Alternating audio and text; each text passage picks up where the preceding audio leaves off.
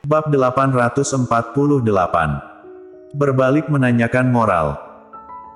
Kata-kata barusan membuat perasaan Audrey Han sangat tidak nyaman, ada kebencian di dalam tatapannya saat memperhatikan Merlin Duanmu, tetapi dia kembali menarik perasaannya, menunduk merapikan dokumen, dengan santai berkata, tidak peduli setebal apa mukaku, tetap tidak bisa menyaingi dirimu.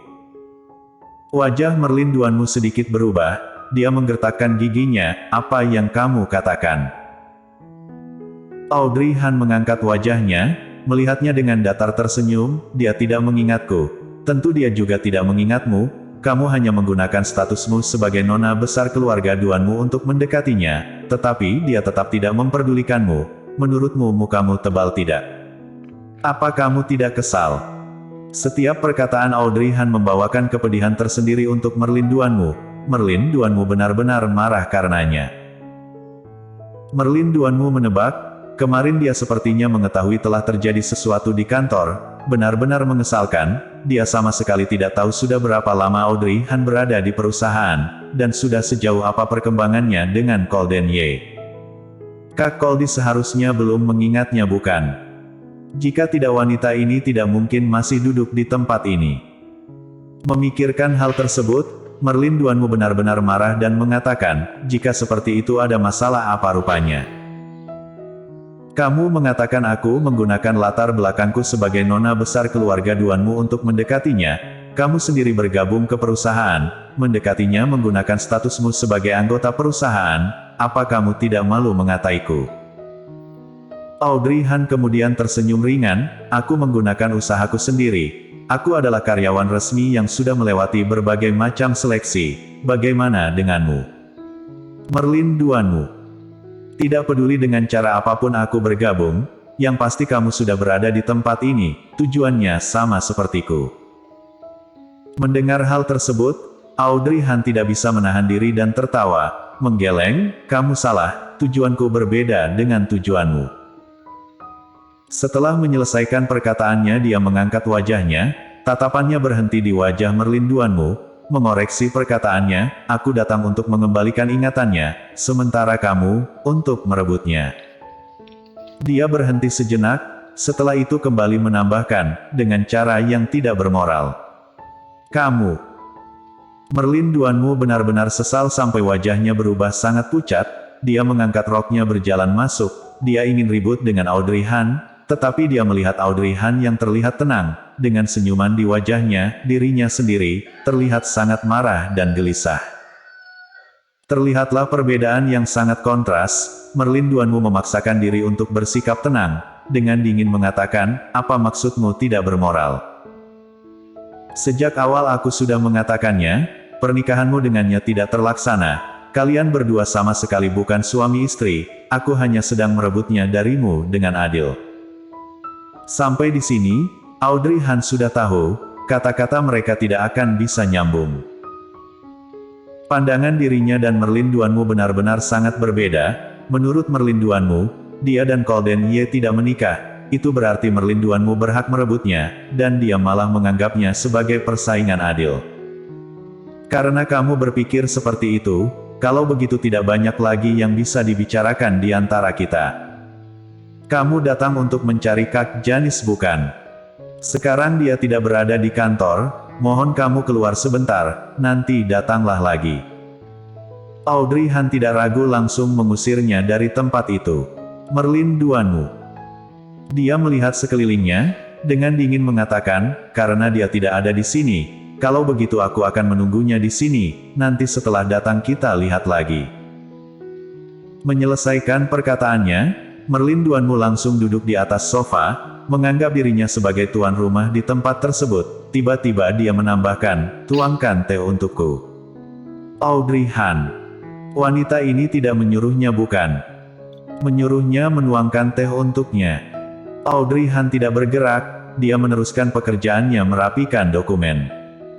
Merlin Duanmu menunggu untuk waktu yang cukup lama, tehnya belum ada juga, oleh karenanya dia bangkit, sikap macam apa ini?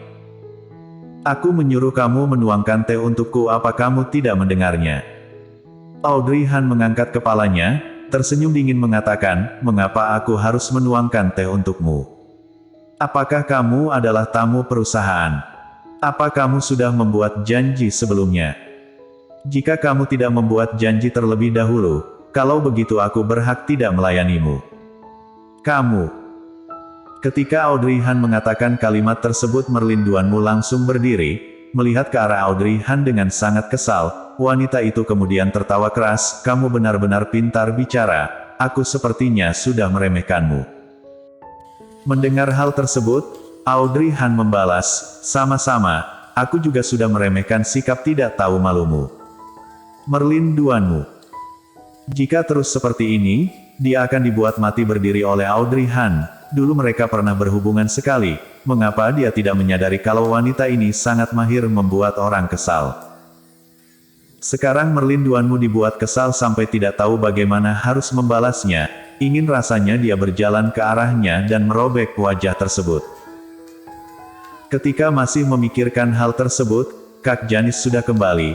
Ketika Kak Janis tiba di kantor, wanita itu benar-benar sedikit kaget melihat Merlin Duanmu. Selanjutnya dia segera menyadari sesuatu. Bukankah ini Nona Duanmu? Merlin Duanmu melihat Kak Janis, segera dia berdiri berjalan ke hadapan Kak Janis. Kakek Yuchi menyuruhnya mencari wanita ini agar wanita ini membantunya mengatur pekerjaannya. Jika seperti itu jelas kekuasaannya di perusahaan ini pasti cukup besar, dan wanita ini juga adalah sekretaris Kak Koldi. Oleh karena itu dia tentu harus bisa memenangkan hatinya. Selanjutnya Merlin Duanmu tersenyum, kakak sekretaris. Apa kabar? Di masa mendatang panggil saja aku Merlin Duanmu. Kak Janis. Kecepatan perubahan ekspresi wajahnya benar-benar menakjubkan. Kak Janis sempat berpikir, nanti ketika dia memberitahunya hal yang sesungguhnya pada Merlin Duanmu, mungkinkah ekspresi wajahnya akan berubah dengan cepat. Dia kembali melihat ke arah Audrey Han yang berada di sana. Kak Janis tersenyum mengatakan, Nona Duanmu apa kabar? Aku sudah mendengar tentang masalah Anda dari Tuan Besar, bagaimana kalau kita mendiskusikannya di tempat lain? Supaya wajahnya tidak berubah terlalu drastis. Siapa sangka Merlin Duanmu mengerjapkan matanya, tersenyum mengatakan, tidak perlu lagi, aku rasa membahasnya di sini juga bukan masalah. Audrey Han mengira setelah bergabung di perusahaan dia bisa memiliki kesempatan untuk mendekati Golden Ye. Dirinya Merlin Duanmu akan membuat wanita itu melihat, dirinya bisa bergabung di perusahaan dengan cara ini, kapanpun dia bisa berada di sisi Kak Koldi. Lihat siapa yang ada berhasil merebutnya. Lagi pula benar yang dikatakannya, sekarang Golden Ye masih tidak mengenal siapapun, kalau begitu dia masih memiliki kesempatan. Dan kakek Yuchi sendiri sudah memberi izin padanya, kesempatannya tentu lebih besar. Kak Janis tidak menyangka wanita ini tidak ingin berbicara di tempat yang lain, sedikit tidak berdaya, tetapi dia tetap mengabulkannya. Kak Janis mengangguk. Baiklah kalau begitu, karena Nona Duanmu tidak ingin mengubah tempat, kalau begitu kita langsung saja ke topik pembicaraan. Merlin Duanmu mendekat dan hendak menggandeng tangan Kak Janis supaya lebih akrab, numpang tanya kakak sekretaris, posisi apa yang sudah Anda persiapkan untukku? Kak Janis tanpa sadar bergerak mundur, menghindari sentuhan dari wanita tersebut, wajahnya terlihat sangat serius. Nona Duanmu, aku percaya kalau Anda juga mengetahuinya, sekarang Tuan Besar Yuchi sudah pensiun. Meskipun perkataannya masih berpengaruh, tetapi bagaimanapun sekarang yang mengurus semuanya adalah CEO. Oleh sebab itu untuk hal ini aku tentu harus berkoordinasi dengan CEO. Merlin Duanmu tertegun, dia melihat ekspresi Kak Janis yang rada aneh. Jadi, perusahaan kami, untuk sementara ini masih tidak memiliki lowongan pekerjaan. Saranku adalah jika Nona Duanmu ingin belajar, perusahaan Anda sendiri adalah tempat yang sangat baik, mengapa Anda malah datang ke tempat ini? Raut wajah Merlin Duanmu terlihat tidak enak dipandang. Apa maksudnya? Kak Janis langsung mengatakan, Nona Duanmu boleh bekerja di perusahaan sendiri. Jangankan sekretaris, bahkan posisi tinggi dalam perusahaan, Nona Duanmu boleh memilihnya sendiri bukan? Benar-benar tidak perlu datang ke Yuchi's Corp membuat diri sendiri dirugikan, perusahaan kami juga khawatir sampai Nona Duanmu dirugikan. Selesai mendengar kalimat tersebut, Raut wajah merlinduanmu benar-benar berubah. Kesimpulannya, pada akhirnya aku tetap tidak bisa bergabung ke perusahaan. Bersambung.